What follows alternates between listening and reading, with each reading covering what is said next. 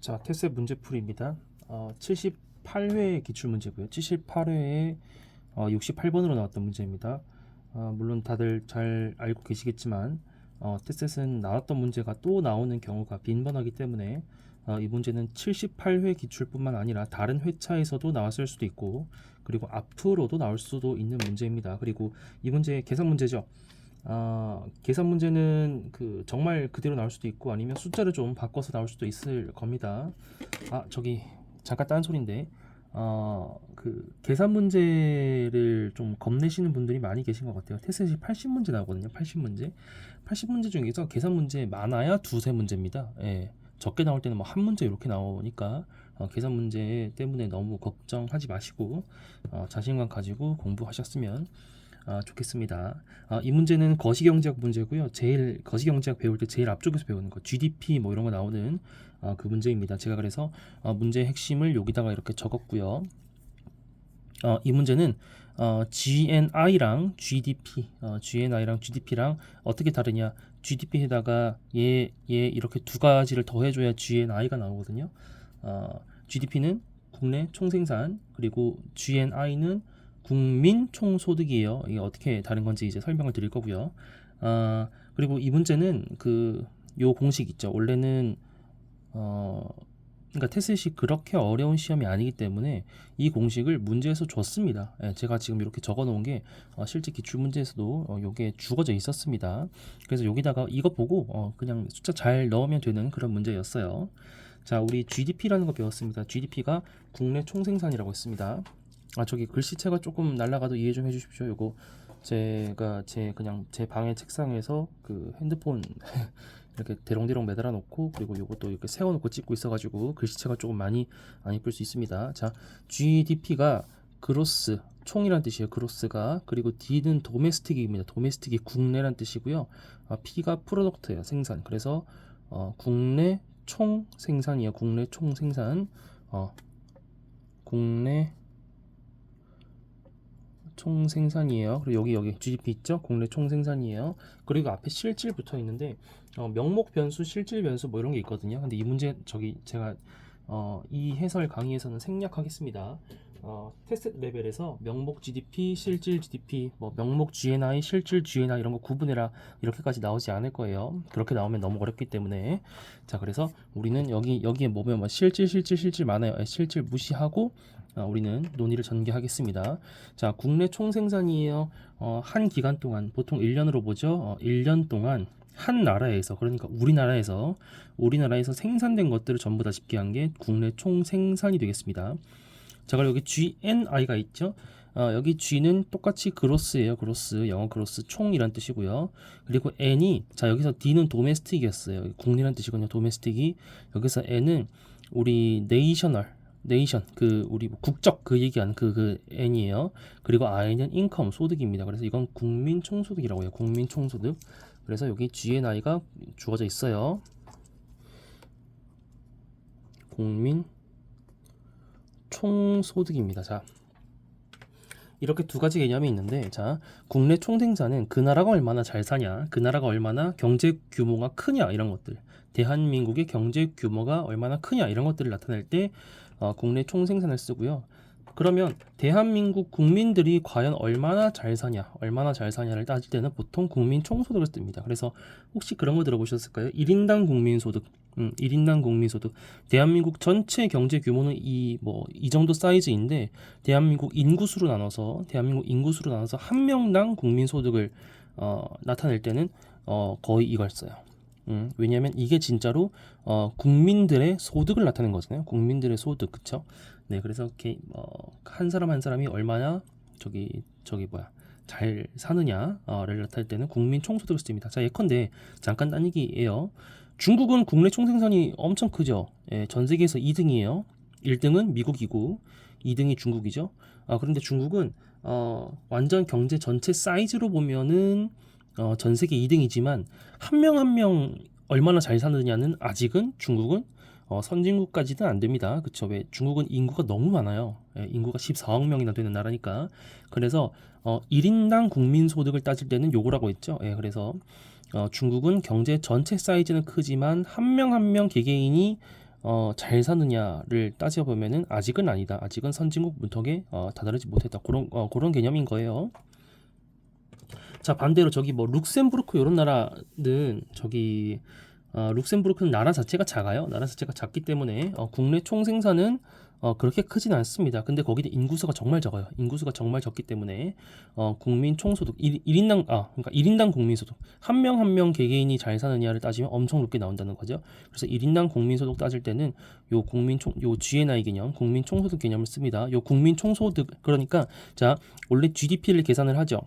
GDP를 계산을 하고 거기다가 여기 해외 순수치 요소 소득이라는 걸 더해주고 교역 조건 변화에 따른 실질 무역 이익을 더 내주면은 이제 국민 총소득이 나오잖아요.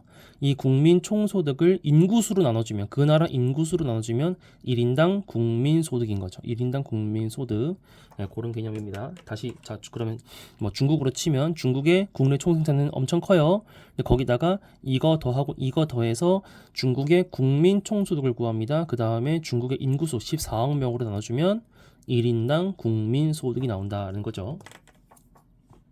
자, 그래서 우리 GDP를 이제 GNI로 변환시켜주는 과정이 필요합니다. 변환시킬 때 첫 번째로 고려되는 것이 여기 해외 순수치 요소 소득이라고 되어 있어요. 해외 순수치자. 이건 뭐냐면, 자, GDP는 그러니까 국가 개념이죠. 국가 개념. 우리나라에서예요. 우리나라 국민이라는 게 아닙니다.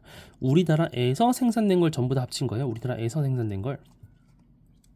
그러니까 우리나라에 있는 미국인 있죠. 우리나라에 있는 미국인 마이클이라고 합시다. 마이클이 우리나라에서 일을 해요. 우리나라 뭐 삼성전자에 스카우트 돼가지고 미국인 마이클이 우리나라에서 일을 해요. 그럼 마이클이 우리나라에서 일을 했으면 그건 우리나라 GDP에 들어가요. 왜? 마이클은 우리나라에 있었으니까. 반대로 한국인 철수 씨가 미국 가서 일을 하고 있어요. 그러면 그 철수 씨가 일한 거는 미국의 GDP에 잡힙니다. 이건 국경 개념이라서 국가 개념이라서 네 우리나라의 GDP는 안 잡히는 거예요. 철수 씨가 일한 건. 근데 이제는 우리는 알고 싶은 건 국민들이 얼마나 잘 사느냐를 알고 싶죠. 네, 그래서 요 해외 순수치 요소수득이라는 걸 고려하거든요. 자, 이건 뭐냐면 자 GDP에는 철수 씨가 미국 가서 벌고 있는 거, 미국 가서 생산해서 월급 받는 건 안 들어가 있죠. 그러니까 철수가 미국에서 일해서 받는 거는 넣어줘요. 그게 요거예요. 해외 수치 요소 소득. 해외 수치 요소 소득을 일단 더해줘요. 해외에서 받는 요소 소득, 뭐 임금, 이자, 뭐 이런 것들 생각하시면 돼요. 우리나라 국민이 미국에서 철수가 미국에서 일해서 버는 것들을 더해주고요. 그 다음에 요 GDP에는 우리나라 국민이 아닌데 우리나라에서 일을 했기 때문에 잡히는 것들 있죠. 마이클이 우리나라 삼성전자에서 일해서 잡히는 거 걔는 빼줘야겠죠. 그게 해외 지급 요소 소득입니다. 해외 지급 요소 소득. 해외 수치예요. 해외에서 받아온 요소 소득은 더하고 해외 지급 해외로 준 요소 소득은 뺀다라는 거죠. 그래서 해외 순수치예요. 순수치. 자, 여기 보시면 여기 3,500이라고 있습니다. 요게 여기 다 써놓고 시작하죠. 자, 여기 실질 GNI 얼마예요? 9,300이래요. 9,300. 이제 뭐 억 달러 다 단위가 억 달러인데 그 억 달러는 그냥 무시하고 설명드리겠습니다. 자, 그리고 실질 GDP는 얼마예요? 7,000억 달러고요. 그 다음에 실질 GNP가 있네요. 실질 GNP. 요것도 설명을 드릴게요.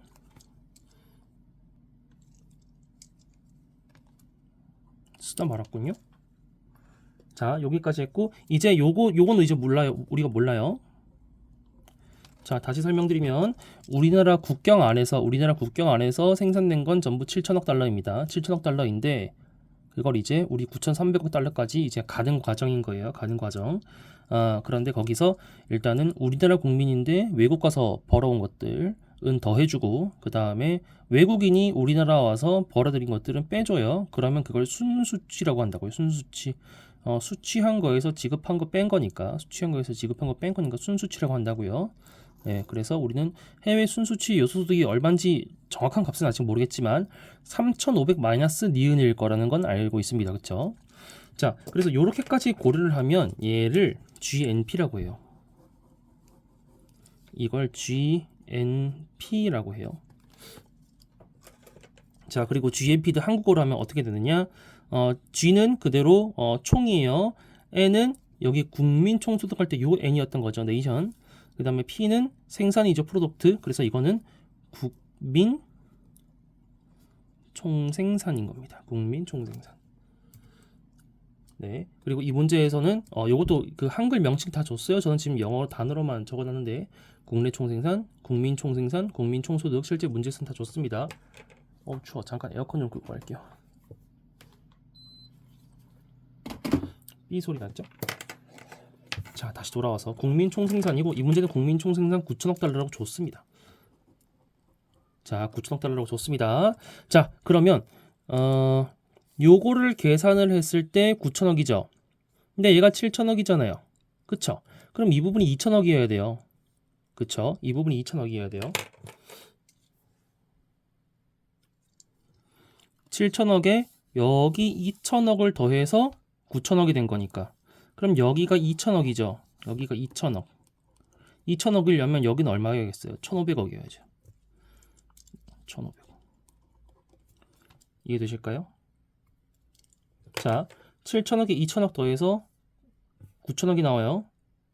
그쵸? 그럼 여기가 2천억이려면 3,500에서 1,500 빼야 2천이잖아요. 다시 써볼까요? 요 9천은 7천 더하기 3,500 빼기 니은이란 말입니다. 요게 9천이죠. 그럼 요 부분이 2천이니까 이 부분이 2천이어야 되잖아요. 7천 더하기 2천은 9천이니까 그럼 여기는 1,500이죠. 그쵸? 3,500에서 1,500 빼야 2천 나오니까 혹시라도 수학에 약하셔서 못하실까봐 자 3,500 빼기 니은은 2천입니다. 그러면 니은은 어떻게 돼요? 니은을 이쪽으로 옮길까요? 그럼 부호 바뀌죠. 여기 앞에 마이너스 붙어 있었잖아요. 1로 넘어오면서 플러스가 됩니다.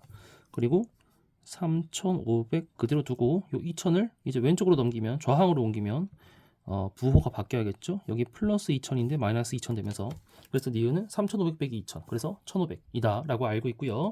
자, 그 다음에 그럼 여기는 우리가 이제 9천억이라는 거 알았어요. 9천억.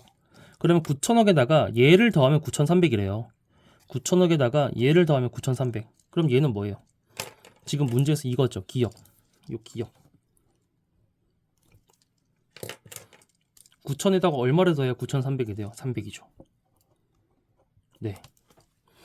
9천에다가 300 더해서 9,300. GNP에다가 요 교역 조건 변화에 따른 실질 무역 이익을 더해주면 우리는 GNI를 구할 수 있다라는 거고요. 이 녀석은 뭐냐면, 자, 이 녀석은 뭐냐면 교역 조건 변화에 따른 실질 무역 이익이 뭐냐면, 자, 이런 겁니다. 교역 조건 변화라는 건 교역이라는 게 무역이에요, 무역. 무역을 할 때 조건이 변화를 했어요. 가격이 변한 거예요. 예컨대 우리나라가 주로 판매하는 거 반도체죠. 삼성전자, SK하이닉스 같은 회사가 반도체를 팔고요. 그리고 사오는 건 뭘 사온다고 해볼까? 미국에서 뭘 사올까요? 미국에서 뭐 사오지? 잘 모르겠네요. 그냥 과일이라고 할게요. 미국의 과일 뭐가 유명한지 모르겠지만 미국에서 과일을 사옵니다. 근데 원래 반도체 한 개가 100원이었고요. 과일은 한 개가 20원이에요. 네, 그러면 교역 조건이라는 건 이런 겁니다. 반도체 한 개를 주면 과일 5개 받을 수 있죠. 그쵸? 반도체는 100원이고 과일은 20원이잖아요. 그러면 반도체 하나랑 과일 5개랑 교환하면 맞아요. 과일 한 개가 20원이니까 과일 5개가 100원이잖아요. 그쵸? 그래서 교역 조건이라는 건 그래서 교역 조건 이거거든요. 5예요, 5. 내가 반도체 한 개 주면 과일 5개 받을 수 있다. 이런 겁니다. 자, 그런데 교역 조건 변화에 따른 실질 무역 이익이라는 건 자, 지금까지는 여기서 생산 개념이 있죠. 생산 개념. 그쵸? 이것도 생산 개념이에요. 국내 총 생산.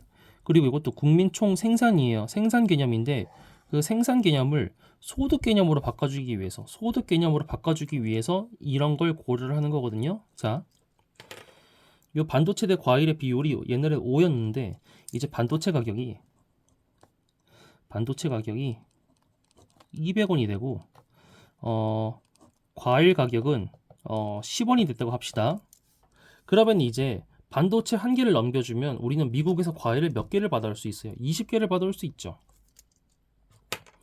반도체 한 개는 200원이에요. 그런데 과일은 한 개에 10원이니까 반도체 한 개랑 이제 맞먹는 거는 과일 20개란 말입니다. 그쵸? 그러면 이제 반도체 한 개를 넘기면 과일을 20개 받아올 수 있습니다. 이런 식으로 교역 조건이 변화를 해서, 교역 조건이 뭐예요? 요 반도체와 과일 간의 교역, 무역, 그 조건이 바뀌었죠. 요런 가격이 바뀌어가지고. 그래서 무역을 하니까 이익을 봅니다. 옛날에는 반도체 한 개 넘기면 5개의 과일을 받아왔는데 이제는 20개의 과일을 받아오죠. 이익을 받죠. 그쵸? 요 이익 본 걸 더 해주겠다는 거예요. 이익 본 걸 더 해주겠다. 그러면 실제로 내가 벌어들인 거다. 소득 개념이다 라는 거예요. 생산 개념에서 요 교역 조건이 변해서 바뀐 걸 더 해주면 소득 개념이 된다라고 해서 그거를 교역 조건 변화에 따른 실질 무역 이익 또는 실질 무역 손익 이렇게 표현합니다. 손익이라는 표현은 자, 이익은 플러스만 나타내는 거고, 그리고 마이너스를 나타낼 수도 있어야 되잖아요. 이익은 플러스, 그 다음에 손해는 마이너스. 그래서 이익과 손해를 합쳐서 손익이라고 해요. 손익. 네, 그래서 여기는 300이다. 그래서 정답은, 이 문제 정답은 기역 플러스 니은을 묻는 거였거든요. 기역은 300, 니은은 1500. 그러니까 답은 1800이 있죠. 300과 1500을 해서 1800이고, 요게 조금 헷갈리시면 제가 여기다가 쓸게요. 요렇게도 볼 수 있어요. 자, 내가 여기다가 그릴 자신이 해봅시다. 자, 여기다가 할 거예요. 이렇게도 보실 수 있어요. 자, GDP에서 출발을 해요. 그쵸? 그 다음에 GNP를 거친다고요?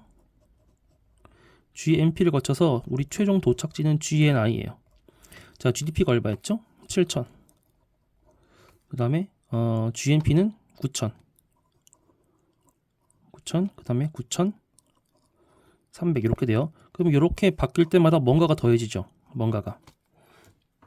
첫 번째로 더해줄 거는 해외 순수취 요소소득이라는 겁니다. 해외 순수취 요소소득.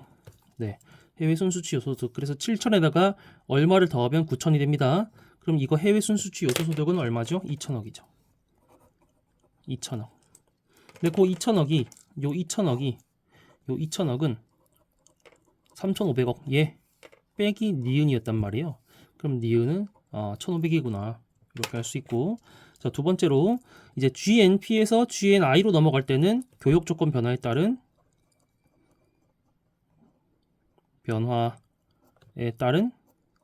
실질 무역 이익 또는 손익, 저는 손익이라고 쓸게요. 네, 요거를 더해주면은 이제 GNI가 된다. 그러면 이제 9,000억에다가 얼마를 더하면 9,300이 돼요. 얘가 300이죠. 네, 그래서 답은 요 1,500이랑 300 더해서 1,800 이렇게 되는 겁니다. 이 문제는 말씀드렸듯 요 숫자 바꿔서 충분히 낼 수 있을 것 같고요. 그렇게 쪼실 건 없어요. 예, 실제 시험 문제에서 우리 78회 기출 때 요 공식을 줬습니다. 요 공식을 줬으니까 찬찬히 그냥 숫자만 넣어주면 되는 문제입니다.